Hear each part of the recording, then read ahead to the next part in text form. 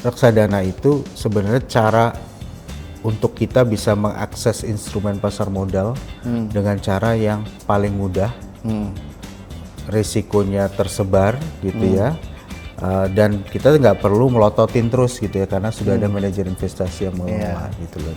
Yang tadinya kita hanya punya uang 100 ditambah dividen nih, misal dividen yieldnya dapat berapa? 5% let's say. Berarti kan ada tambahan 5 miliar gitu kan. Berarti nilai aktifanya jadi 105 miliar. Itu yang membuat berarti aset reksadananya meningkat. Meningkatnya total dana kelolaan reksadana syariah ini pertama berarti kepercayaan investor terhadap reksadana syariah meningkat. Dan kedua tentu saja pasti returnnya juga jadi lebih menarik sekarang. Betul. Gitu ya. Nah, sekarang saya mau nanya nih Pak, reksadana syariah khususnya syariah ini Pak ya. Kira-kira kalau dikolaborasikan dengan wakaf, menurut Bapak bagaimana?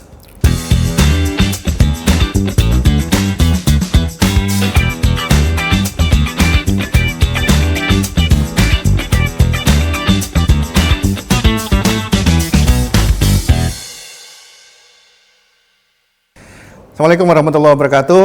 Saya Profesor Raditya Sukmana dari FEB Universitas Airlangga, Departemen Ekonomi Syariah. Hari ini sangat spesial karena saya ditemani oleh orang yang luar biasa, Bapak Hasbi Sukaton, Head of Mutual Fund Strategies and Partnership, Trimegah Sekuritas. Assalamualaikum Pak. Waalaikumsalam bro. Sehat? Sehat alhamdulillah. Terima kasih udah datang di FEB sini Pak. Wah makasih juga udah diundang nih. Jadi kita akan bicara tentang pasar modal syariah, khususnya adalah yang bidang beliau, yaitu kaitannya dengan mutual fund atau reksadana. Ya, Pak Hasbi, yang menonton ini tidak hanya mungkin mahasiswa saya Pak, tapi juga ada orang umum. Mahasiswa saya pun mungkin ada S1, S2, S3 begitu ya. Mungkin mereka sebagian sudah pernah secara textbook gitu ya untuk melihat apa itu reksadana dan sebagainya. Nah, bahasa sederhananya reksadana itu seperti apa, Pak? Ya, bahasa paling sederhana ya, reksadana. Ini kalau kita dari struktur kalimat katanya dulu aja gitu ya. Reksadana itu kan dua kata, satu reksa, kedua dana. Reksa ini kalau orang Jawa dulu selalu ingat ada kata-kata bau rekso. Jadi rekso ini penjaga sebenarnya. Penjaga. Kemudian dana ya dana gitu kan, atau aset keuangan gitu ya. Nah, jadi pada dasarnya reksadana itu filosofinya itu. Dia adalah satu entity atau suatu wadah gitu ya. Ada manajer investasi yang ngelola dana siapa? Dana publik. Dana publik yang diinvestasikan ke instrumen pasar modal. Mungkin kalau tarik sedikit pasar modal, yang paling banyak orang paham pasti saham. Pernah dengar gitu ya. Kemudian ada surat utang juga, dalam bentuk obligasi atau sukuk ya. Atau instrumen lainnya, tapi yang paling utama sebenarnya dua ini.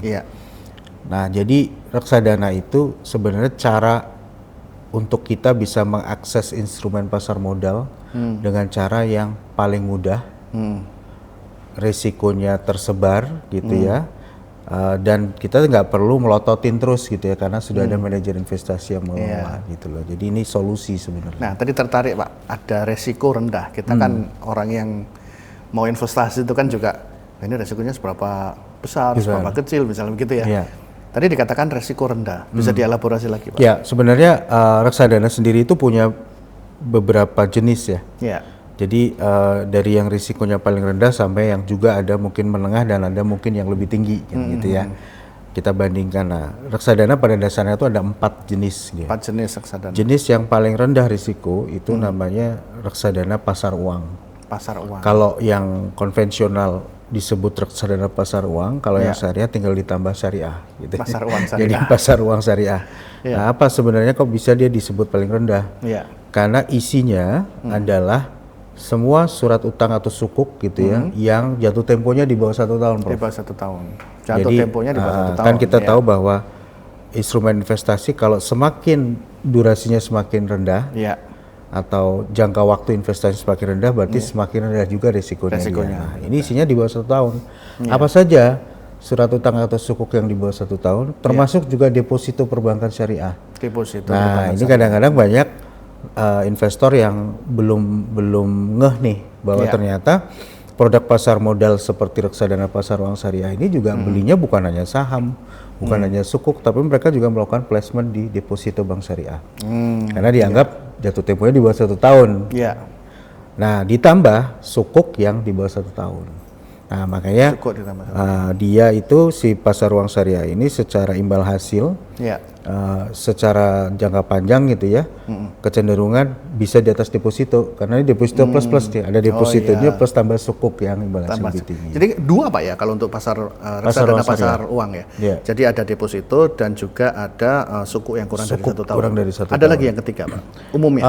Umumnya jadi bentuknya kan kalau dia bisa juga misalnya beli instrumen-instrumen lain ya diterbitkan oleh Bank Indonesia juga untuk yang setahun itu ya. Ya di bawah setahun dan segala macam gitu. Tapi intinya adalah semua surat utang yang di bawah 1 tahun. Tapi tentu saja nggak sembarang surat utang yang harus juga diterbitkan ke publik gitu. Jadi nggak sembarang lah. Naik sedikit ada reksadana pendapatan tetap, Prof. Pendapatan tetap. Nah ini namanya aja nih agak misleading kadang-kadang. Pendapatan tetap kok hasilnya nggak tetap gitu. Sebenarnya ini terjemahan dari bahasa Inggris ya, fixed income fund. Fixed income, iya. Karena underlyingnya adalah sukuk. Di mana banyak sukuk atau obligasi kalau yang konvensional, sukuk ini surat utang yang biasanya di atas 1 tahun yang masuk ke sini nih. Nah itu biasanya kan dia memberikan kupon atau imbal hasil itu yang sifatnya tetap gitu ya, sehingga disebut fixed income. Nah tapi kemudian reksadana membeli sukuk-sukuk ini gitu ya. Nah dari situlah nanti ada imbal hasil yang bisa diberikan kepada investor. Nah naik sedikit ada reksadana campuran. Nah ini udah mulai sedikit lebih tinggi risikonya. Karena apa? Karena ada fleksibilitas di mana reksadana ini bisa memasukkan unsur saham di situ. Jadi saham baru dimasukkan ke yang ketiga ini Pak ya? Ya, tapi komposisinya itu sangat fleksibel. Di mana 1-79% dari portofolio itu boleh ditaruh di pasar uang, boleh ditaruh di sukuk, boleh juga ditaruh di saham. Ini yang ketiga nih Pak yang campuran ini. Campuran. Jadi fleksibel, tapi komposisi sahamnya bisa sangat minimalis atau mungkin agak lebih besar. Itu tergantung bagaimana fund manager tuh melihat view dan strategi ke depannya. Jadi yang punya wewenangnya adalah manajer investasi untuk menentukan portfolionya, persentasenya ya, persentasenya ya. Nah, naik lebih tinggi lagi itu adalah reksadana saham. Reksadana saham ini 80% minimal dia harus di saham ini.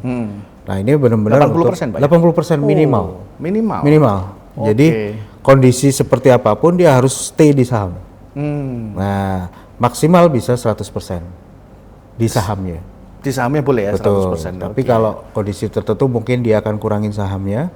Itu tidak boleh di bawah 80%. Tetap 80 sampai dengan 100%. Nah, ini biasanya untuk investasi-investasi yang tujuannya itu lebih jangka panjang. Dana pensiun. Jangka panjangnya berapa ini agak relatif juga. Kita jangka panjang tuh berapa tahun sih gitu ya. Masing-masing sih punya ukuran. Tapi kalau saya bilang secara umum yang disebut sudah mulai jangka panjang itu di atas 5-10 tahun ke atas itu sudah panjang. Kalau medium itu biasa kita ngelihatnya antara 3-5 tahun. Nah ini cocok yang campuran nih. Nah kalau di bawah 3 tahun bicaranya 2 tadi. Menengah. Pasar uang dan pendapatan tetap. Gitu. Kalau di bawah setahun biasanya kita sarankan yang pasar uang. Jadi ketika jangka panjang itu yang mayoritasnya adalah saham, ya berarti nanti laba dari situ yang kemudian untuk investor ya, maksud keuntungan dari ininya. Tapi kalau, nah ini agak teknis Pak ya, yang mungkin saya karena bukan orang lapangan Pak ya. Kan manajer investasi itu beli saham, dalam rangka untuk portfolionya ya. Terus kemudian ada dividen, ya. Status dividennya ini ke mana Pak? Diberikannya kemana Pak? Jadi mungkin ini mekanismenya ya. Tadi saya sebutkan reksadana ini kumpulan dana. Jadi misalnya pada saat dia diterbitkan ini ada dana 100 miliar contohnya gitu. Kemudian manajer investasi kan belikan saham tadi. Belikan saham. Nah, pertama reksadana ini punya namanya, jadi aset keseluruhan itu biasa disebut sebagai nilai aktiva bersih atau aset bersihnya dia. Kok disebut bersih kenapa? Karena sudah dikeluarin biaya-biaya. Termasuk biaya manajer investasi, biaya custodian itu mengurangi semua. Nah, sehingga tadi udah bersih. Dibelikan saham kan? Nah, harga saham itu kan tiap hari naik turun. Nah, ini ketika misalnya harganya naik secara keseluruhan semua isi portofolio, maka nilai aktiva bersihnya ini juga akan ikut naik. Mengikuti Kalau turun juga dia akan berkurang. Nah, kemudian tadi pertanyaan Prof. Radit adalah bagaimana kalau dapat dividen dari saham-saham itu? Nah, tentu saja dividen ini juga akan menambah nilai aktiva sehingga yang tadinya kita hanya punya uang 100, ini analogi sederhananya punya uang 100 ditambah dividen nih, misal dividen yieldnya dapat berapa? 5% let's say. Berarti kan ada tambahan 5 juta gitu ya, jadi 5 miliar gitu kan. Berarti nilai aktivanya jadi 105 miliar. Itu yang membuat berarti aset reksadananya meningkat. Oke, menarik ini Pak. Jadi bagi orang yang mungkin pengetahuan keuangannya ya masih tidak terlalu banyak atau mungkin beginner dan sebagainya gitu Pak ya. Betul. Reksadana bisa lebih jadi salah satu yang ini ya. Karena begini juga, namanya investasi itu kan banyak proses yang harus dilakukan. Banyak orang menilai investasi itu kaitannya gampang aja lah, pokoknya beli saham, beli obligasi gitu. Sebenarnya kan di situ ada proses yang tidak mudah juga. Bagaimana harus menganalisis setiap saham, melihat, mempelajari bisnis prosesnya, bisnis modelnya, kemudian faktor-faktor yang mempengaruhi itu harus perlu analisis. Betul. Analisa yang menurut saya nggak cuma satu kali lihat data kemudian selesai gitu ya, harus dipantau terus. Nah, sering kita sebagai orang awam gitu ya, orang umum yang mungkin memang tidak berprofesi di pasar modal gitu ya, tapi pengen punya exposure investasi di pasar modal. Bagaimana caranya? Nah, ada pilihan untuk tidak beli secara langsung. Gitu kan? Betul. Serahkan saja ke manajer investasi. Nah, tapi kalau menyerahkan ke manajer investasi, gimana nih mekanismenya yang mudah? Makanya OJK itu membuat aturan tentang adanya produk reksadana. Gitu, yang sangat transparan sehingga apa yang dibeli oleh manajer investasi itu publik semua tahu. Gitu. Lebih mudah lah. Nah, jabatan Bapak adalah Head of Mutual Fund ya. Termasuk di dalamnya itu baik yang konvensional maupun syariah Pak ya. Betul. Nah, so far bagaimana performance kedua ini Pak? Berjalannya selama mungkin berapa tahun terakhir ini?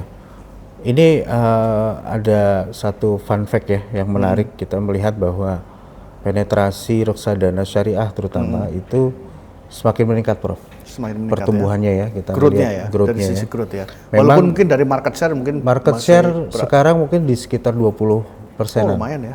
Sudah mulai meningkat di beberapa tahun terakhir karena tentu saja salah satu hal yang membuat pasar syariah ini atau reksadana syariah ini meningkat adalah ketersediaan dari underlying-nya. Semakin banyak sekarang pemerintah juga kan menerbitkan seri-seri sukuk kan secara reguler ya, semakin meningkat. Kemudian korporasi-korporasi swasta maupun BUMN itu juga sekarang saya perhatikan setiap kali mereka menerbitkan surat utang itu selalu ada yang seri konvensional dan ada seri sukuk. Nah, itu jadi reksadana juga jadi punya lebih banyak opsi, lebih banyak barang untuk dimasukkan dalam portofolio mereka. Dan beberapa reksadana syariah tentu saja kalau udah bicara investment itu bicara tentang return investasi. Betul. Nah, artinya dengan meningkatnya growth ya. Betul. Meningkatnya total dana kelolaan reksadana syariah ini, pertama berarti kepercayaan investor terhadap reksadana syariah meningkat. Dan kedua tentu saja pasti returnnya juga jadi lebih menarik sekarang. Betul. Ya. Bahkan ada beberapa ini Prof, ini sedikit lebih jauh dari pertanyaan Prof ya. Sekarang banyak juga exposure ke saham-saham di luar negeri. Nah, ini menarik nih. Nah, itu jalurnya justru dari reksadana syariah. Nah, ini kaitan dengan inovasi ya. Inovasi reksadana syariah gitu. Betul. Mungkin apa saja Pak? Selain mungkin. Nah, jadi ini menarik nih. Gitu. Justru jenis reksadana yang boleh punya exposure terhadap aset-aset luar negeri, seperti misalnya saham teknologi di Amerika, atau di Eropa, atau di Jepang, gitu ya. Itu justru kerannya itu dibuka lebar untuk reksadana syariah. Justru kalau reksadana yang konvensional, itu secara aturan OJK itu masih dibatasi hanya 15%. Baik yang untuk campuran maupun reksadana saham Pak ya? Itu boleh, dibatasi Pak, ya? Boleh. Itu dibatasi hanya 15% maksimal. Untuk yang konvensional? Konvensional. Kalau yang reksadana syariah malah dibuka seluas-luasnya. Kalau perlu 100% boleh. Wah.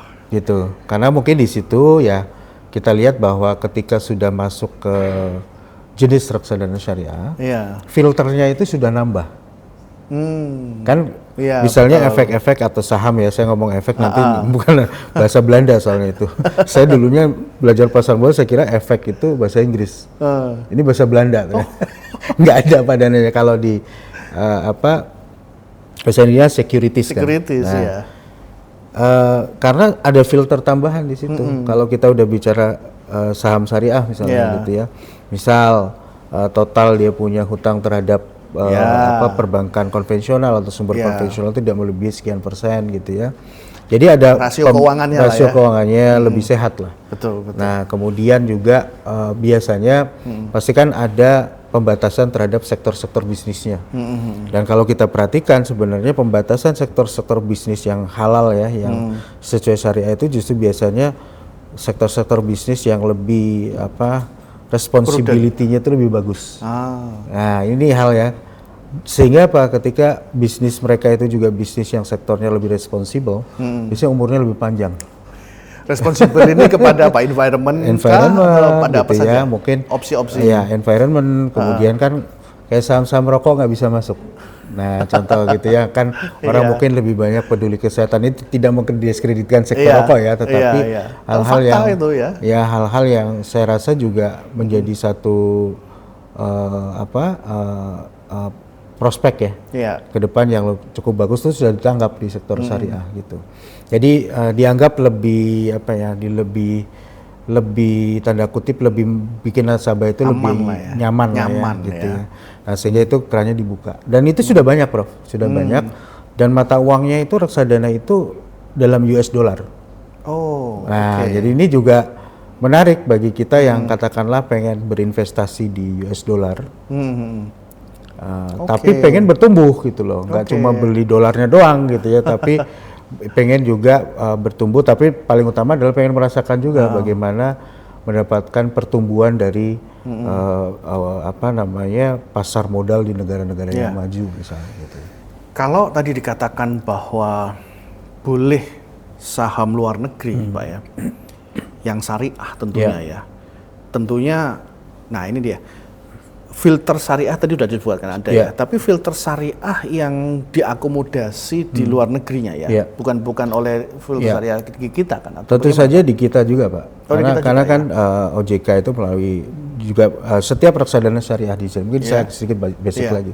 Setiap reksadana syariah di Indonesia secara aturan OJK ketika dia diluncurkan gitu ya, itu harus dapat approval lah ya. Approval dari DSN MUI dan setiap pengelola itu ada DPS-nya, Dewan Pengawas Syariah. Nah, artinya OJK pun sudah punya aturan-aturan tentang screening syariahnya itu ada di sisi kita. Nah, ketika masuk ke reksadana di Indonesia pasti luar, sudah mengikuti aturan dari reksadana syariah di kita. Nah, tapi biasanya reksadana-reksadana di syariah yang punya exposure ke luar negeri itu biasanya mengacu pada indeks-indeks saham syariah juga, Pak. Jadi ada misalnya MSCI gitu ya, FTSE itu mereka punya Islamic Index ada betul. Kan? Mereka punya tuh indeks-indeks yang syariah gitu ya. Itu punya misalnya, itu otomatis kita akui atau kita nanti menghitung ulang tergantung lagi, Pak? Tergantung dari MI-nya strateginya seperti apa. Gitu. Jadi kalau strateginya mereka adalah passive investing, itu pasti dia mirroring aja. Kalau passive investing itu maksudnya dia ngikut aja nih, misalnya dia si reksadana ini benchmarknya adalah indeks A gitu ya, dia akan ngikut mirroring apa aja konstituen dalam indeks tersebut gitu ya. Konstituennya tuh saham-saham apa saja, bobotnya dia sesuaikan. Nah, tapi kalau dia aktif investment atau aktif investing, si MI-nya itu akan memilih yang penting saham-saham itu ada dalam indeks itu. Nah, tapi bobotnya berapa itu mereka racik sendiri. Tapi MI juga concern terhadap kesariahannya versi Indonesia, Pak. Pasti, karena aturannya kan di Indonesia, Pak.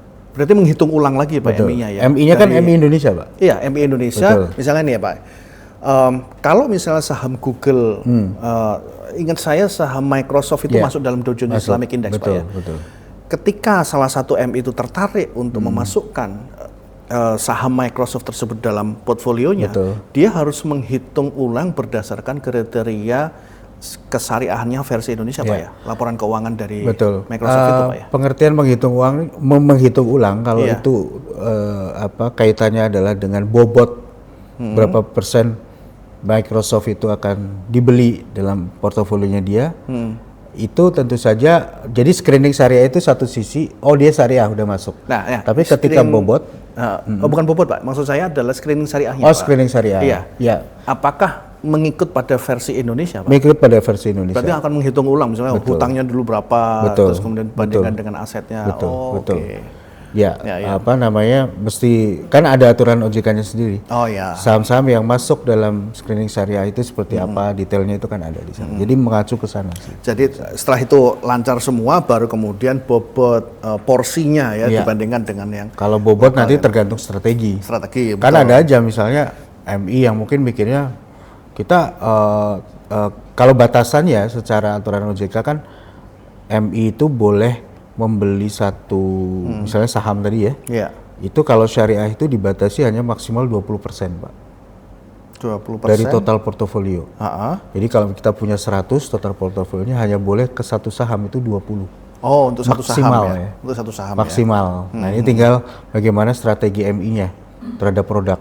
Kalau itu walaupun untuk yang paling atas, Pak, yang reksadana syariah, yang reksadana saham, betul. Itu juga maksimal saham 20% berlaku, pendapatan tetap berlaku, semuanya berlaku. Kalau yang reksadana syariah, maksimal. Nah, tujuannya sebenarnya apa? Nah, disinilah kenapa reksadana ini menjadi menarik. Market cap-nya, Pak ya, 20%, Pak ya. Jadi misalnya dana kelolanya 100 miliar. Iya. Artinya dia boleh beli saham, satu saham itu maksimal 20 miliar. 20 miliar. Kalau yang konvensional. Nah, ini jadi satu hal yang menarik juga bagi kita investor. Kenapa? Ketika kita beli satu reksadana, sebenarnya sudah dipastikan kita akan beli reksadana itu yang isi barangnya itu pasti terdiversifikasi. Iya, betul. Nah, kan kalau kita mungkin Prof Radit kan sering ngajarin saya dulu intinya kalau menurunkan risiko, meminimalisir risiko itu salah satunya adalah dengan penyebar. Don't put your eggs in one basket. Nah, betul. Nah, itu emang di reksadana itu sudah diatur begitu. Iya, betul. Dan itu diawasi setiap hari. Nah, tapi rata-rata sih jarang juga satu MI ya menempatkan sampai maksimal 20%. Iya, berisiko juga ya. Nah, berisiko. Jadi dia sebar tuh bisa ke katakanlah 30 sampai 40 emiten misalnya gitu ya. Nah, itu salah satu ininya ya. Dan bisa dibeli dengan misalnya kalau yang reksadana konvensional, bukan yang reksadana dolar ya, reksadana syariah yang biasa misalnya banyak yang kita cukup beli berapa? 100.000 rupiah udah bisa. Gitu ya. Bahkan ada beberapa produk yang 10.000, Pak. Bayangkan 10.000 tuh ya nyisakan duit transport, duit ojek apa sisa masukin beli. Berarti cocok gitu untuk ya. mahasiswa ini, Pak ya. Sangat cocok sebenarnya. Jadi dan katanya kan gini, Prof. Kalau pengen bisa sesuatu, praktekin aja gitu kan. Betul. Nah, ini ongkos test drive-nya reksadana ini murah. Gitu. 100.000 nahan ngopi bentar udah jadi itu. Iya, betul. Nah, artinya gini, dengan uang 100.000 rupiah, kita sudah bisa memiliki satu produk investasi yang terdiversifikasi. Gitu kan? Iya. Coba kalau kita beli saham sendiri, terus kita pecah sendiri, butuh modal berapa itu kan? Nah, kalau reksadana satu, udah langsung terdiversifikasi. Nah, ini menarik ini ya. Sebelum saya beranjak pada topik yang lain, mungkin saya lagi membayangkan integrasi, Pak, antara praktisi dengan kurikulum. Kalau ada mata kuliah misalnya manajemen keuangan portfolio atau investment management gitu ya, mungkin tadi yang disarankan Pak Hasbi menarik sekali. Jadi ada kolaborasi antara securities house ya dengan kampus untuk misalnya nih mahasiswa diminta untuk menyediakan sejumlah uang ya, terserah berapa nanti dinegosiasi di awal pertemuan minggu pertama. Kita satu semester kan ada 14 pertemuan, Pak ya. Nah, kemudian mahasiswa diminta untuk kan mereka bisa pakai mobile ini untuk ngecek pergerakannya, Pak ya. Bisa. Diminta untuk ngecek terus menerus kalau ada kenaikan, apa yang membuat ini naik. Menarik. Isu-isu nasional ataupun internasional apa yang kemudian membuat aktiva bersihnya itu menjadi naik. Betul. Gitu kan?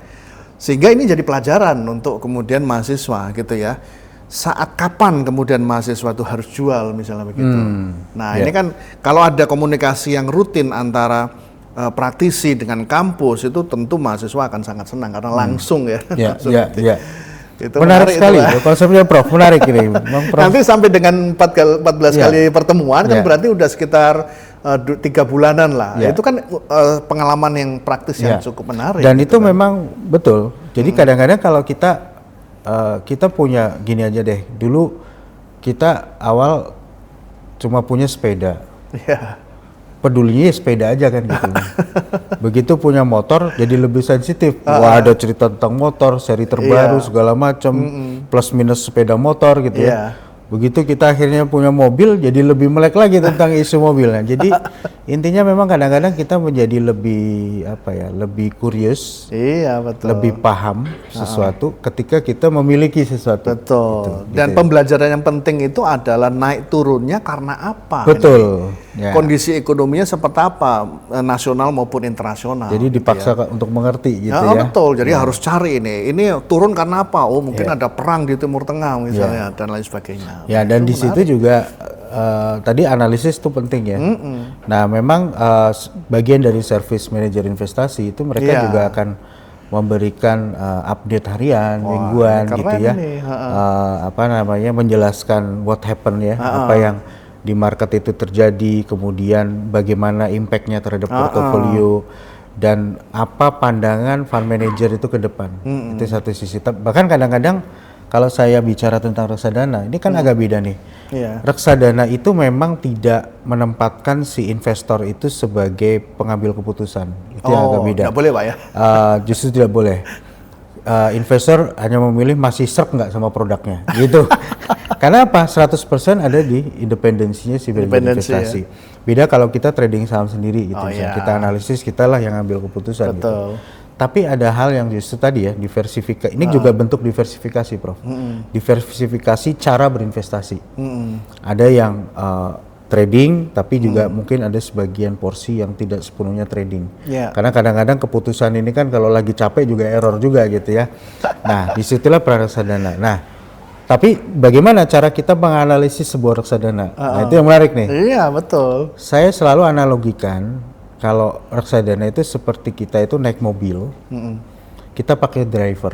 Nah, itu persis. Nah, fund manager itu driver kita, Pak. Betul.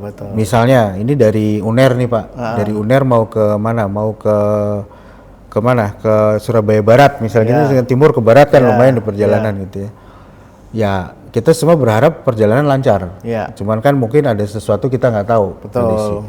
Cuman dengan kita memahami karakter driver kita, kita jadi lebih tenang.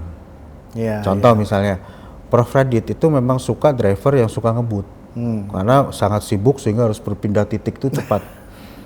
Tapi yang dicari adalah yang pinter, yang lincah, lihai, bisa ngebut tapi aman. Nah, berarti kan lulusan F1 driver itu F1 driver lah yang dicari gitu ya. Nah kalau saya nih orangnya slow living gitu ya. Orang Solo beda gitu kan, slow living. Slow living itu justru nyarinya yang sabar gitu ya. Bawanya tenang gitu ya. Semua orang punya taste gitu ya.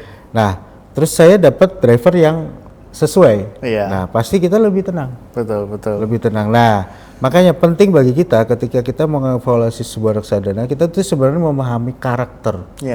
Karakter dari si pengelola dan karakter produk itu. Nah, makanya ada satu kalimat atau pertanyaan penting yang selalu mungkin ini jadi tips juga ya. Untuk kita menganalisis sebuah reksadana adalah, misal katakanlah sebuah reksadana tuh tiba-tiba dia punya performance dalam let's say 3 bulan terakhir, misalnya di reksadana saham, performance-nya lebih bagus dari IHSG misalnya. Itu kita juga harus tanya, kok bisa?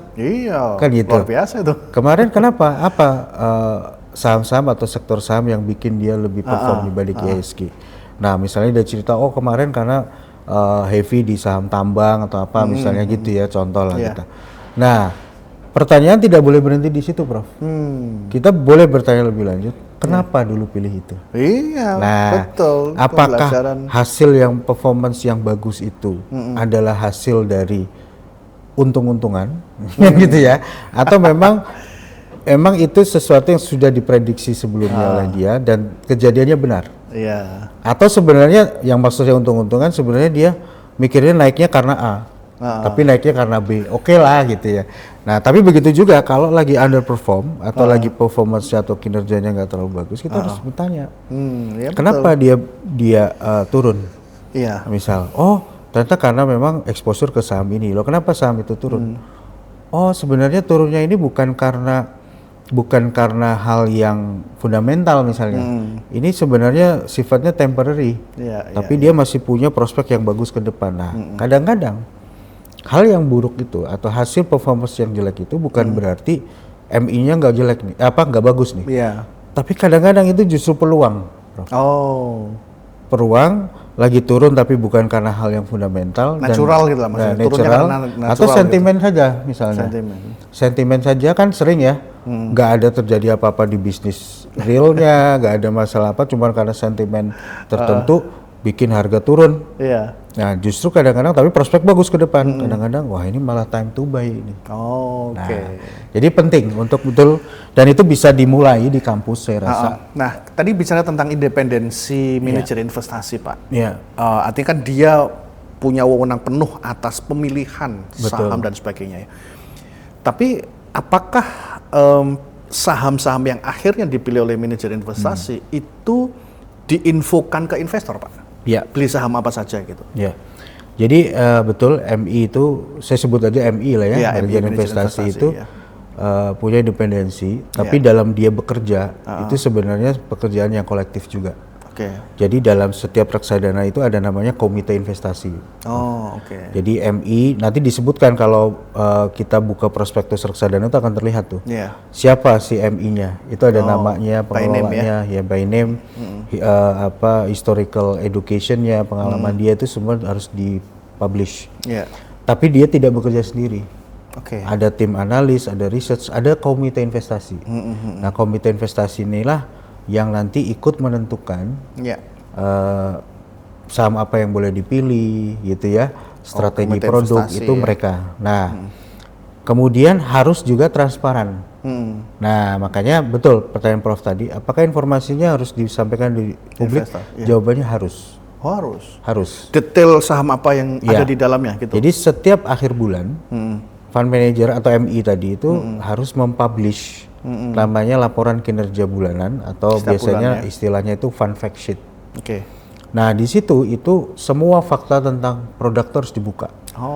Dari kinerja, jumlah nilai dana kelolaan gitu ya. Bahkan tadi betul top 10 holding portfolio. Tapi biasanya kewajiban dari OJK mewajibkan itu 10 saja. 10 yang terbesar dari semua dana kelolaan dia itu ditempatkan di mana? Misalnya reksadana saham tadi, berarti ditempatkan apa saja 10 saham terbesar yang dia pegang. Nah, berikut berapa bobotnya masing-masing. Weightage-nya dibuka. Nah, kenapa kok nggak semua? Ya tadi saya bilang isinya kan bisa 40 saham, itu kecil-kecil banget itu kan kalau dibuka semua. Nah, 10 saham terbesar itu dibuka sama dia setiap akhir bulan. Posisinya. Termasuk analisa kinerjanya dan sebagainya. Biasanya ada beberapa yang mengeluarkan review market, biasa kasih market reviewnya bagaimana. By individual saham? Enggak sampai ke saham. Karena gini, by individual instrumen maksudnya? Jadi gini, dia hanya membuka apa saja saham yang dia beli. Tapi MI itu tidak beropini tentang sahamnya. Karena ini ada di wilayah yang berbeda lagi nih, Prof. MI ini kan posisinya seperti kita investor sebenarnya. Dia ngelola dana, dia beli. Kenapa kadang-kadang MI itu tidak beropini tentang sahamnya? Karena itu ranahnya beda lagi. Itu ranahnya research. Yang merekomendasikan mungkin ini saham ini dianalisis, ini bagus, ini buy and sell, itu biasanya researchnya sekuritas tuh. Nah, MI itu eksekutor ya? Iya, eksekutor. Dia investornya sebenarnya. Nah, makanya di situ biasanya ada batasan. Dia tidak akan membuka opini bahwa saham ini begini begitu gitu ya. Tapi biasanya secara umum diberikan bahwa sektor ini kemarin kenapa dibeli karena begini, karena begitu. Saya lagi membayangkan gini, Pak. Tadi kan sebulan sekali MI itu melaporkan gitu, Pak ya. Jadi kalau saya bisa nyuruh mahasiswa gitu ya, ini bukan nyuruh tapi masuk dalam kurikulumnya. Minggu pertama mahasiswa katakan ada yang 10.000, tadi 20.000, 100.000 terserah. Tapi harus dipantau terus, ya, harus dipantau terus, analisanya dan sebagainya, harus menganalisa terus sampai minggu ke-14. Ya. Kemudian setiap bulan dicocokin analisanya mahasiswa sama laporannya MI. Ya. Oh, itu akan jadi pembelajaran yang luar biasa, Pak. Akan Bisa menarik. nggak mahasiswa itu bisa melakukan analisa atau ulasan sama dengan MI? Wah, Ya. itu kalau baru kan berarti ada potensi anak ini jadi MI. Minimal memahami Gitu kan? dulu Iya, ya, memahami betul. perjalanan MI. Apa namanya? Saya yakin Prof. Katanya filosof kan gitu ya. Iya. Ilmu tuh ibu ilmu pengetahuan adalah dari pertanyaan, dari keingintahuan, Curiosity ya. curiosity. Jadi minimal itu Iya. membantu kita untuk bertanya. Betul, Tapi pertanyaan itu pertanyaan yang akhirnya membangun pemahaman betul. yang bagus gitu ya. Iya. Nah, jadi dengan sering tadi mengkritisi tadi itu akan muncul pertanyaan kayak tadi lah. Nah, ujung-ujungnya pertanyaan itu akan mengerucut kemana? Ke pemahaman bagaimana MI itu berpikir. Oh, luar biasa. Tadi ya, karakter tadi ya. Kan kadang-kadang tadi kalau balik kita ke driver kan kadang-kadang mungkin Prof kan nanya gitu. Emang kamu kalau di lampu merah di tol gimana jalannya gitu kan, kadang-kadang pengen tahu gitu kan. Iya. Ngeremnya kalau ngerem tekniknya gimana gitu kan. Nah, ada hal-hal atau pertanyaan-pertanyaan yang mengerucut pada pemahaman tadi. Betul. Jadi ini satu terobosan nih Prof Iya. kalau misalnya itu dilakukan. Iya, iya. Itu bagus sekali dan nanti akan ada diskusi. Betul. Diskusi insya Allah mungkin kita bisa bantu fasilitasi. Iya, iya. Kebetulan Trimegah Sekuritas kami berpartner dengan 26 perusahaan manajer investasi ini Prof. Oh, yes. Jadi ketemu Luar Trimegah biasa. ini udah ketemu sama industri gitu ya. Nah nanti kita sounding ke partner-partner kita gitu Iya. ya. Dan saya rasa memang ini jadi satu bagian dari campaign OJK juga. Oke. Di mana kami sebagai pelaku jasa keuangan gitu ya. Iya. Baik sekuritas maupun MI itu Iya. memang ada kewajiban untuk melakukan literasi dan edukasi. Nah, kampus ini Iya. kan tempat yang sangat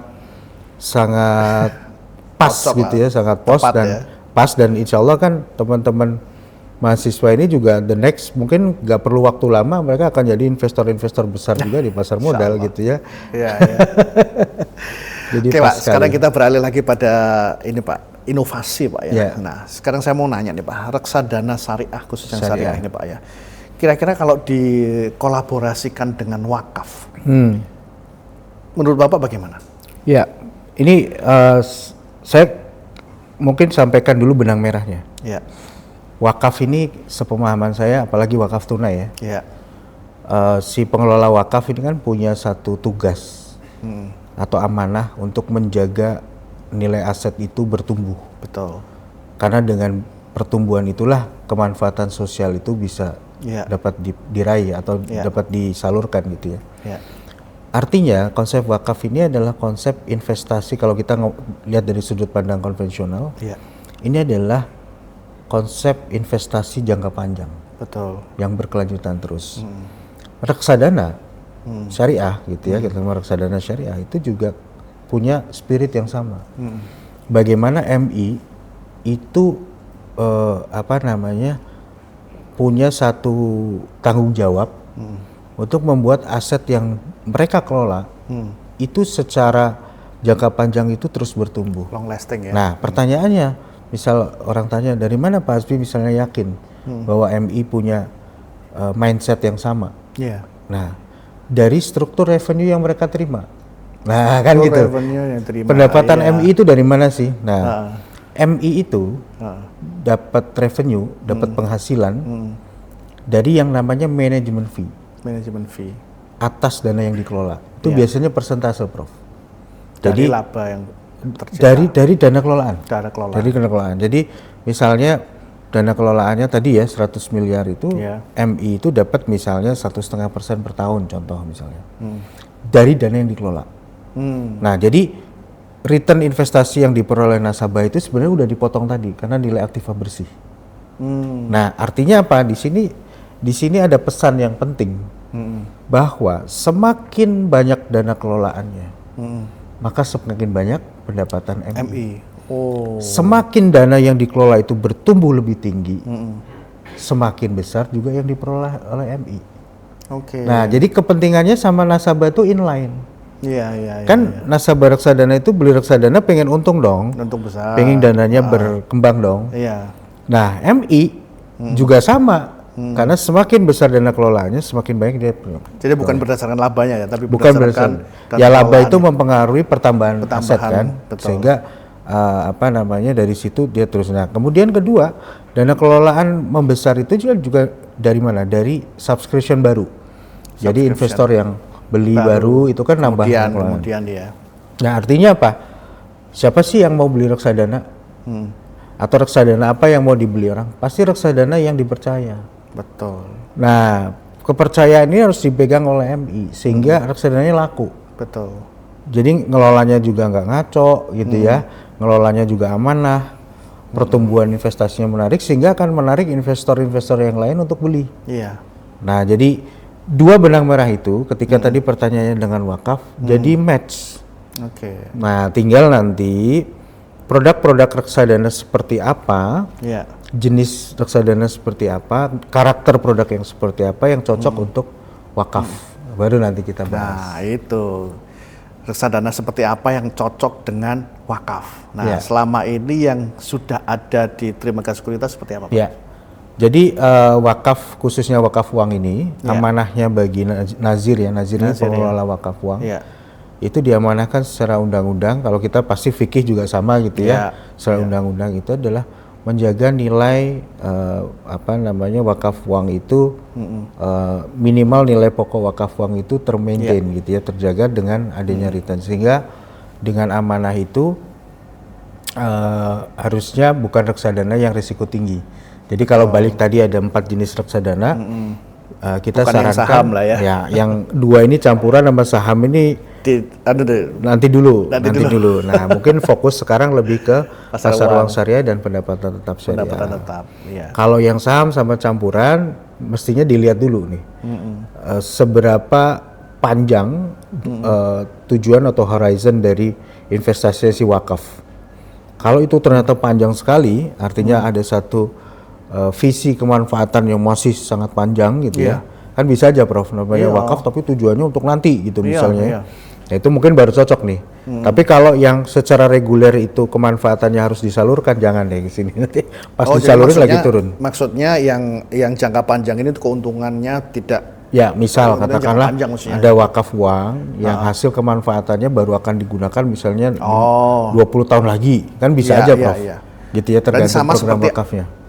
Bapak yang punya anak masih mungkin SD gitu ya, Bapak menyiapkan dananya untuk kuliah. Untuk kuliah nanti. Nah, dipakainya kan mungkin 15 tahun nah lagi. Nah, itu mungkin cocok nih yang model begini yang ada sahamnya.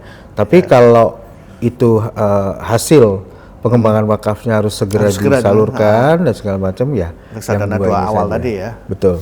Yang pasar uang dan kemudian fixed income tadi ya. Nah, kemudian Pak, mungkin ada nggak pengalaman-pengalaman wakaf uang yang kemudian dikolaborasikan dengan baik itu reksadana yang 2 tadi Pak, fixed income dan juga yang pasar uang yang selama ini sudah berlangsung di Trimegah Pak? Ya, saat ini sudah ada beberapa nazir atau pengelola wakaf uang yang memang sudah menempatkan dananya di reksadana syariah gitu ya. Ada beberapa yang memang dia bagian dari kelembagaan institusi pendidikan, kemudian ada juga yang dari yang tadi basisnya LAS, kemudian punya nazir wakaf uang sudah mulai. Di Trimegah sendiri mungkin sekarang sudah ada sekitar 20 sampai 30 ya nazir yang sudah memulai untuk melakukan investasi di reksadana syariah. Sudah mulai Prof, sudah mulai. Karena kan hasilnya mungkin mereka lihat kok compare ke ini perbankan atau apa yang konvensional ini kok kayaknya lebih menarik gitu ya. Karena kan dengan hasil investasinya lebih bagus, maka kemanfaatan sosialnya akan lebih besar juga. Gitu. Sebetulnya ini bagus juga terutama untuk nazir-nazir yang memang background pendidikannya tidak terlalu banyak ke investment portfolio Pak ya. Sehingga serahkan aja pada reksadana PLS. Betul. Nah, kolaborasi di situnya. Jadi agar nggak salah milih lah gitu ya. Betul. Siap. Iya. Nah, mungkin bisa dicontohkan Pak, ada beberapa yang secara realitas ini ada perusahaan, mungkin ada investor yang bergerak di bidang apa, baik itu individual maupun yang perusahaan. Ada satu cerita menarik sebenarnya, ini dari klien kami sendiri. Saya juga baru paham kemarin ya, dari klien kami sendiri. Beliau konsultan beliau sekarang konsultan bisnis, family business Muslim. Konsultan family business Islam lah. Jadi keluarga Muslim yang punya bisnis dan segala macam, kan kadang-kadang untuk estafet itu mereka perlu, atau estafet dari ya, kemudian perluasan bisnis segala macam. Beliau ini konsultannya. Beliau dulunya sempat lama berkarir di multinational company juga. Investasi reksadananya di kami lumayan lah, besar gitu ya. Dari kliennya atau dari dia? Individual? Dari individu. Dari beliau ini. Nah terus kapan waktu itu diskusi gitu, diskusi beliau itu sempat dengar ada hadis lah ceritanya gitu kan ya, ada hadis yang mengatakan alokasi alokasi aset seorang muslim gitu ya, dari pendapatan itu kayak 30% kan konsumsi, 30% investasi, 30% sedekah. Terus kemudian beliau berpikir, ini yang investasi mestinya oke lah, terpenuhi, konsumsi juga mungkin dia nggak banyak-banyak amat. Nah tapi porsinya ini heavy di investasi kata dia, yang sedekah ini masih kecil. Nah waktu kemudian beliau dengar bahwa wakaf uang itu ternyata bisa temporer. Iya betul. Temporer artinya misalnya tempo minimal 1 tahun kan, 1 tahun saya wakafkan, hasilnya silakan digunakan untuk sosial. Misalnya 1 tahun pokoknya balik lagi gitu ya. Akhirnya tiba-tiba beliau telepon saya, Pak, saya tiba-tiba dengar itu dapat solusi. Kalau gitu porsi sedekah tadi saya bisa isi pakai wakaf uang tadi. Tapi minimal temporer dulu ya Pak ya, gini belum 100% bisa melepas nih katanya. Dia yang 10%-nya tadi yang dialokasikan untuk sedekah, itu dia naruh di wakaf uang. Di wakaf uang di yang temporer lewat nazir. Lewat nazir, tapi maunya beliau nazirnya juga ke reksadana syariah. Karena hasilnya kan beliau sebagai investor kan tahu ya. Kira-kira kalau reksadana syariah segini oke lah untuk bantu beasiswa atau apa gitu ya. Nah itu beliau lakukan beneran.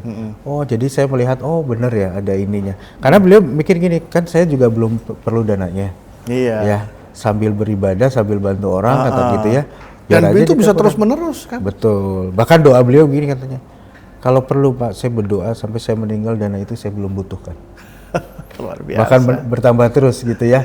Dan justru kalau tadi Bapak mengatakan bahwa si konsultannya itu dianya sendiri 10%-nya adalah untuk sedekah kan kayak gitu Pak ya. Bahkan kalau kata hadis itu kan 30%.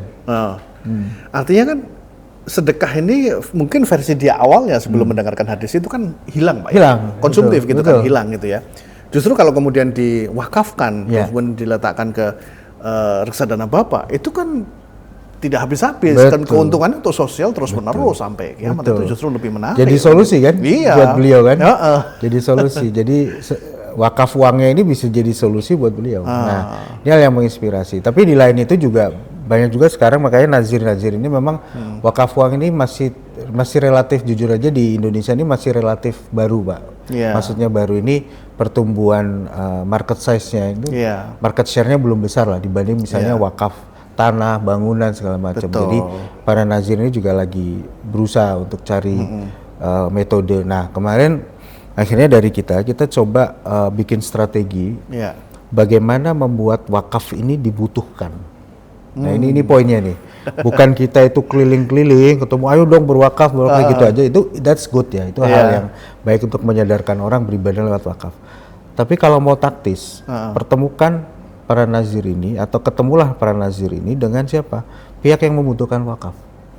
Tapi punya kekuatan sumber daya ekonomi sebenarnya. Nah, kok bisa? Contoh siapa mereka?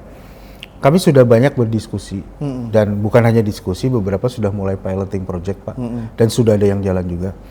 Jadi komunitas-komunitas yayasan, organisasi dan segala macam itu rata-rata kalau saya tanya mereka, Anda pengen nggak punya konsep dana abadi? Pengen Pak gitu.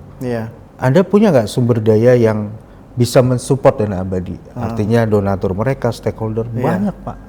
Oke. Tapi mereka tidak bisa mengelola dana abadi itu.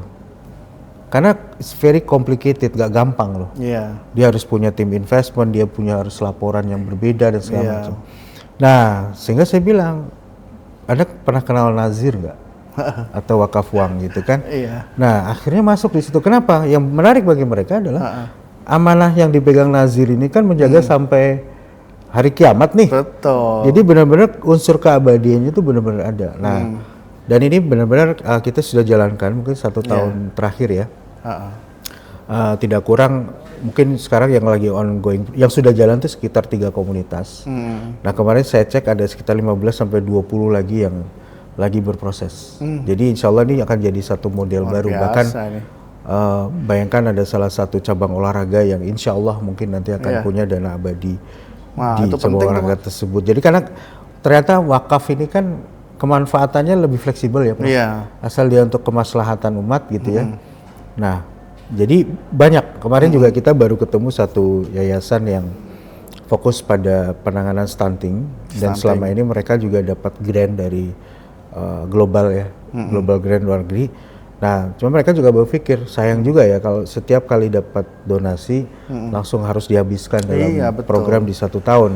Nah, makanya kita kasih ide ya kenapa nggak coba 10 atau 20% dari setiap grant yang diterima itu diabadikan lewat wakaf uang. Jadi bahasanya begitu, diabadikan. Diabadikan, betul. Nah, kita di Terima Kasih Sekuritas itu bisa membantu mengoptimalkan itu. Iya. Biar hasilnya oke lah gitu ya. Saya jadi tertarik ini Pak. Tadi kan berarti yang maksud Bapak tadi akan lebih mantep lagi gitu Pak ya. Ketika kemudian ini adalah sekolah atau kampus Pak. Karena setiap hari kan pasti ada orang tua siswa yang kemudian harus bayar IP lah, harus bayar UKT dan sebagainya. Saya lagi membayangkan tuh begini Pak. Kalau di kampus kan istilahnya IP ya, IP ini adalah uang gedung ya. Bagaimana sebagian dari IP ya itu kemudian diwakafkan ya. Jadi semua nanti mahasiswa baru akan membayar IP dan sebagian dari IP itu akan diwakafkan yang kemudian dikelola oleh reksadana kan dapat keuntungan ya Pak. Keuntungannya ini harus kita hitung supaya ini keuntungannya ini bisa menjadi angsuran apabila kampus itu pinjam ke bank. Wah. Iya kan? Kan menarik tuh Pak. Jadi kampusnya mau bangun gedung nih. Oke. Bangun gedung berapa miliar gitu ya, nanti angsurannya berapa per bulan gitu ya, nanti dihitung dulu, oh berarti saya harus mendapatkan wakaf sejumlah sekian, gitu kan. Nah, nanti kerjasama ini sehingga bisa langsung immediate loh. Kan kalau harus nunggu dari ini kan lama Pak, tapi kalau dia pinjam bank, kemudian angsurannya dibayar oleh keuntungan dari ini, itu kan bisa segera gedungnya bisa segera mungkin ada. Bisa, gitu, jadi semacam sebagai bridging juga pada akhirnya. Gitu. Jadi pemanfaatan, jadi mengkombinasikan reksadana dengan wakaf itu ternyata powerful sekali. Betul. Apalagi tambah lagi satu pilar yaitu ekosistem komunitas. Ekosistem Nah, komunitas. saya rasa kampus ini luar biasa. Betul. Kampus luar biasa.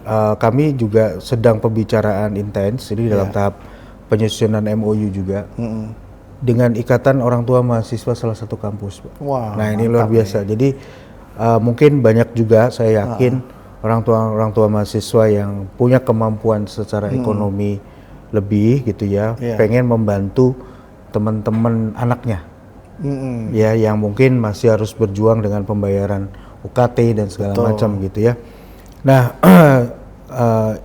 yang Ikatan Orang Tua Mahasiswa di salah satu kampus ini punya inisiatif, kenapa enggak misalnya para orang tua mahasiswa secara sukarela tapi Pak ditawarkan untuk melakukan wakaf uang sementara saja, yang temporary.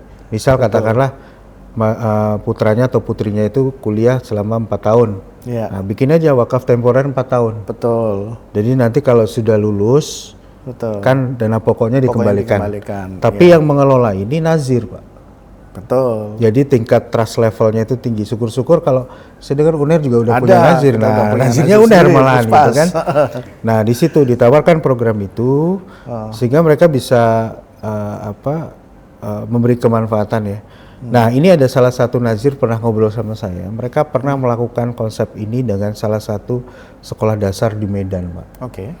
Piloting lah. Dilakukan jadi orang tua SD nih, Pak, SD swasta. Waktu anaknya masuk kelas 1 dia wakaf uang. sukarela juga gitu ya. Individual satu individual. Akhirnya berapa orang tua ikutan gitu ya. Wakaf uang kan masing-masing nanti akan dapat sertifikat wakafnya. Iya. Temporer 6 tahun, Pak. Temporer 6 tahun. Selama 6 tahun ini dikembangkan dananya, nah hasil pengembangannya untuk beasiswa. Iya. Dan fun fact-nya adalah setelah tahun ke-6 kan jatuh tempo nih si wakaf uangnya. Kemudian nazirnya menawarkan apakah dana pokoknya akan dikembalikan atau diperpanjang lagi temponya atau dijadikan abadi. Oh, nah, ini yang saya permanen gitu betul, ya? jadi permanen. Yang merinding, Pak. 70% jadi abadi. Masya Allah. Kenapa? Karena mereka mungkin sudah mengenal konsep wakaf itu. Iya, betul. Dan ini mungkin kalau kita udah bicara, Prof. Radit pasti lebih paham tentang ini gitu ya. Pasti kan kita bantu orang juga kita akan terbantu gitu. Nah itu betul. Mungkin banyak hal yang mereka juga rasakan ya. Betul. Nah kemudian kedua ya anak saya juga udah nih terima kasih lah udah lulus, nanti bantu yang adiknya lagi apa segala. Nah itu mungkin gerakan ini mungkin bisa Prof di apa menjadi program di UNER atau mungkin alumni. Kita belum tahu alumni potensinya luar biasa gitu ya. Ya kalau ngomong kan misalnya kampus yang cukup advance di sini kan kayak Harvard, mungkin Al Azhar, Kairo, ya kan, apa segala macam. Nah itu, saya rasa UNER sangat potensial. Iya. Kita alhamdulillah Pak, kita Puspas ini menjadi nazir pertama untuk level universitas yang umum Pak. Siap. Nazir luar pertama. Biasa, luar biasa. Bukan seperti tetangga kita yang di UIN, mereka mungkin sudah ada lama. Berarti yang kampus-kampus umum kita nazir yang pertama. Kampus umum yang punya nazir pertama, luar biasa. Gitu. Jadi kita kalau misalnya menggalang dana wakaf itu udah legal, karena kita dapat sertifikatnya dari BWI. Apalagi misalnya tadi ya, kita sedikit bicara reksadana itu kan tadi saya bilang 4 jenis tadi. Ada juga reksadana yang sifatnya tuh reksadana khusus. Reksadana khusus ini adalah reksadana yang underlying-nya bukan saham, bukan sukuk. Underlying-nya itu sektor real. Langsung. Jadi reksadana tapi dia bikin bangunan. Reksadana tapi dia bikin hotel, bikin kampus, bikin rumah sakit itu bisa. Itu namanya reksadana dana infrastruktur.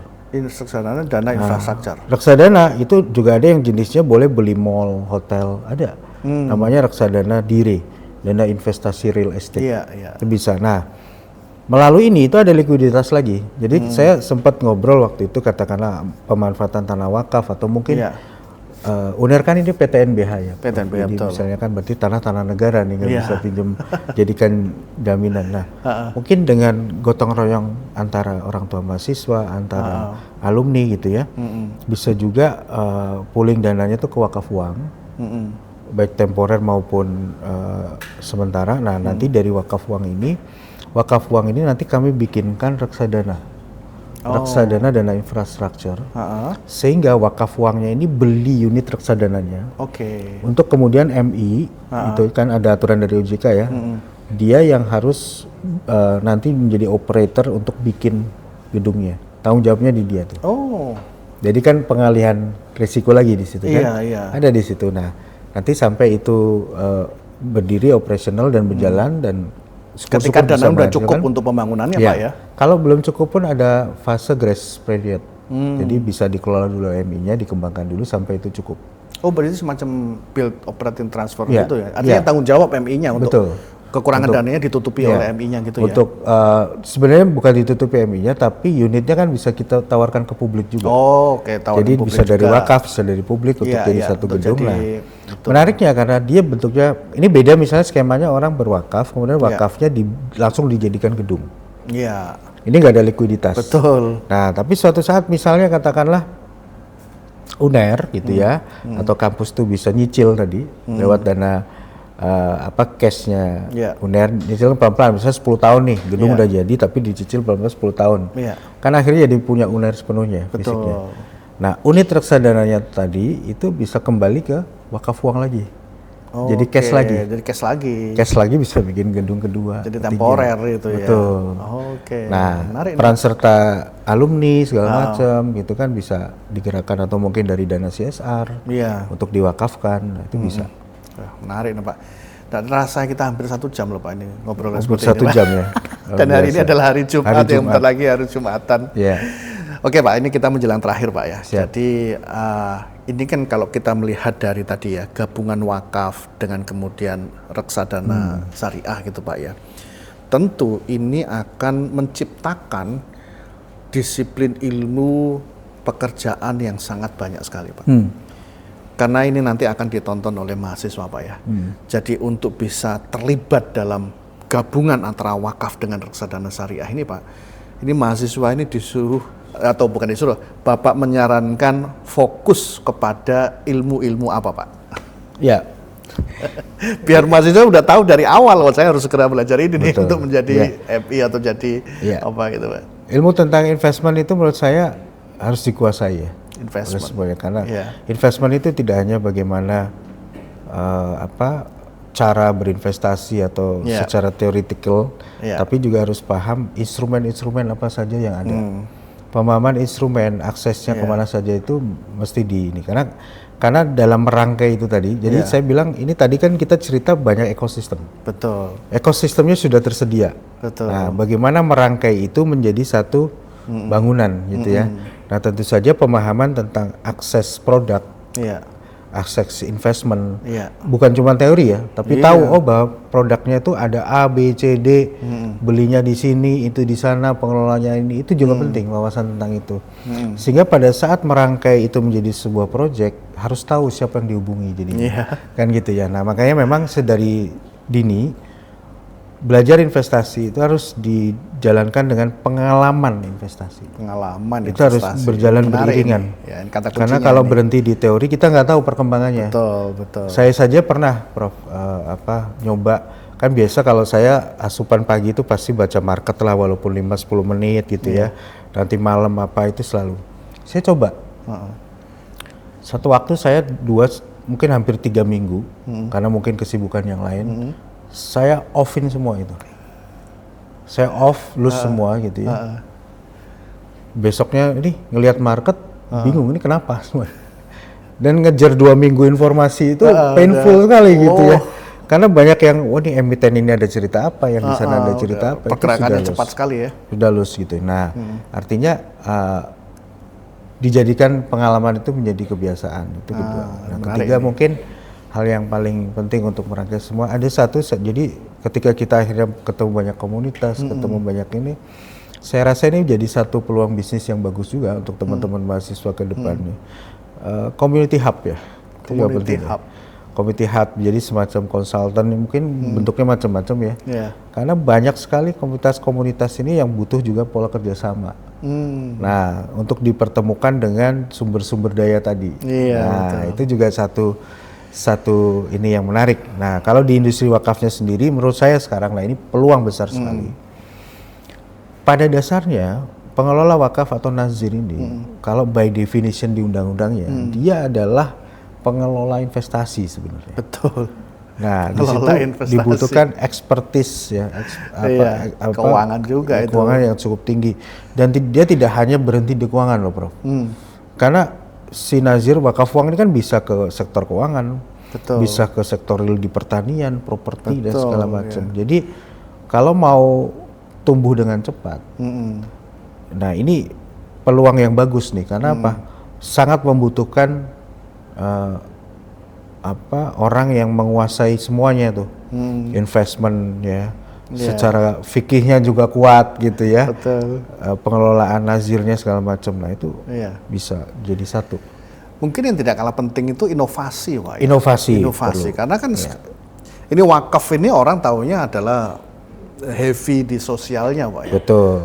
Terus di sini ada reksadana yang itu komersial dan lain sebagainya. Nah, kalau kita nggak punya inovasi kan nggak mungkin itu bisa digabungkan. Nggak mungkin bisa dipertemukan. Nah, justru tadi yang diceritakan misalnya gabungan dengan sekolah, gabungan dengan olahraga kan juga bisa, Pak ya? Olahraga bisa? Oh iya, olahraga kita misalnya mencari bibit-bibit ya, bibit sekarang kan Piala Dunia nih Pak, Indonesia gagal ini masuk ini. Jadi ada satu gini Prof, ada satu bayang-bayang, bukan bayang-bayang ya, kayak mungkin mimpi ya, mimpi gitu ya, suatu saat mungkin bisa ini. Jadi kalau kita punya bisnis, kita punya usaha, kita butuh modal, kita datang kan ke bank, ke koperasi gitu ya, ke pasar modal gitu ya.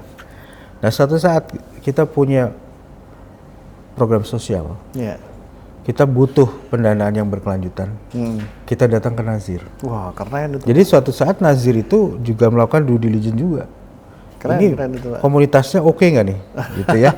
Program sosialnya, impact-nya bagus nggak, dan segala macam. Nah, jadi profesional sebenarnya. Jadi Nazir punya prestis yang sangat tinggi karena Betul. didatangi oleh orang betul. yang pada dasarnya, karena dia hub-nya juga, dia betul. sumber di sana, gitu. Jadi ini bukan inisiatif yang atau maksudnya skema ini ya, kalau dijalankan luar biasa. Iya.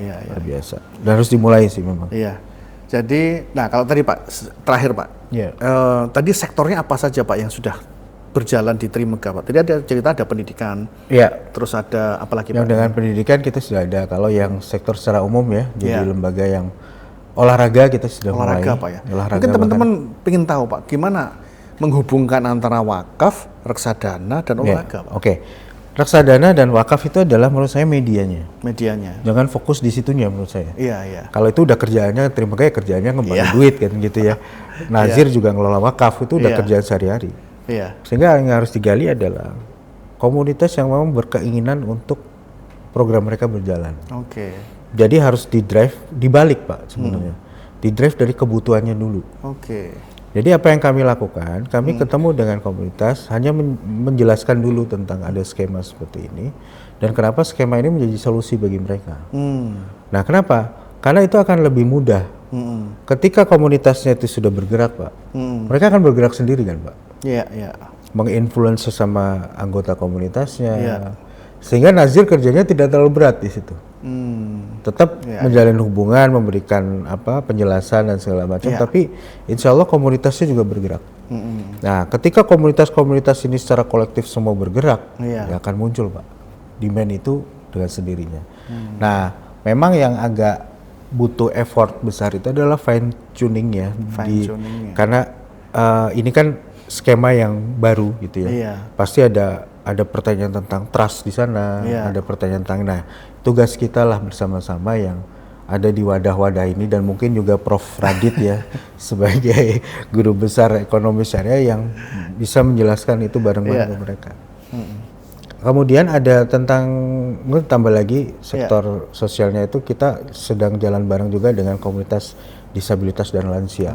Disabilitas? Iya, disabilitas dan lansia, di base-nya di Bandung, tapi sekarang lagi di beberapa kota juga kita influencing. Kemudian olahraga itu, pendidikan juga yang apa lagi ya? Jadi lupa. Ada banyak.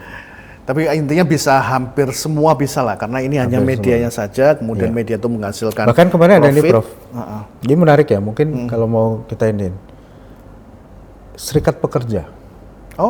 Serikat Pekerja. Ini saya juga baru kebayang. Labor Union Iya, jadi kemarin kan ada himpunan alumni, itu sudah ada piloting dengan kita juga. Himpunan alumni bikin beasiswa lewat jalur wakaf. Itu udah. Terus ada kemarin yang coba calling dengan kita itu Serikat Pekerja. Saya tadinya kan kalau Serikat Pekerja itu lebih ke arah ini ya, untuk hak karyawan dan segala macam. Ternyata nggak juga loh, beberapa Serikat Pekerja perusahaan-perusahaan besar terutama itu juga punya program-program untuk kesejahteraan karyawan juga, atau mantan karyawan. Jadi source fund-nya dari pekerja itu antar atau mereka, harus didorong dari komunitas. Justru komunitasnya yang ini. Jadi misalnya beberapa yang kita sudah ngobrol itu kan banyak fenomena, misalnya pensiunan. Udah lepas nih dari kantor ya, tapi sebenarnya banyak kebutuhan-kebutuhan sosial mereka juga. Tiba-tiba yang udah menua, sakit, dan segala macam, atau mungkin masih punya anak tanggungan beasiswa atau biaya gitu ya. Nah itu sekaligus dikenalkan kepada para karyawan yang masih aktif gitu ya, untuk bikin program wakaf sendiri. Jadi tumbuh dari bawah, Prof. Biar tumbuh dari bawah, karena kalau saya yakin tumbuh dari bawah itu akan sifatnya sangat organik dan lebih cepat menyebar. Jadi edukasinya itu lebih gampang, karena yang mengedukasi itu bukan satu arah top down gitu. Dari mereka. Dan influencing itu paling cepat itu dari peers, dari teman. Karena yang ngomong ini seseorang yang kita percaya gitu ya. Nah itu cepat, jadi menyebarnya lebih cepat. Nah insya Allah kalau ini sudah jadi satu pemahaman komunal, pemahaman yang sangat di mana-mana sudah dikenal. Nah itu akan lebih mudah nanti pertumbuhan luar biasa. wakaf ke depan. Berarti kuncinya banyak-banyak silaturahim, Pak ya. Banyak silaturahim, betul. Saya banyak belajar ini. Kesini justru mau berguru nih sama Prof. Radit nih, banyak pandangan. Baik, saya kira kita sudah cukup untuk diskusi pada hari ini. Banyak sekali yang bisa kita pelajari dari mungkin lebih dari 1 jam ya, tidak terasa, Pak. Tidak terasa. Terima kasih. Mungkin ini bukan yang pertama dan terakhir, Pak. Insya Allah kita akan ada lagi, Pak, untuk podcast-podcast selanjutnya. Nanti kapan Prof. Radit ke Jakarta juga kita Siap, siap ya. Itu saja yang bisa kami sampaikan diskusi saya dengan Pak Hasbi Sukaton dari Head Mutual Fund Strategies and Partnership Trimaga Sekuritas. Mudah-mudahan bermanfaat. Terima kasih. Wassalamualaikum warahmatullahi wabarakatuh. Waalaikumsalam warahmatullahi wabarakatuh. Terima kasih banyak. Terima kasih. Alhamdulillah.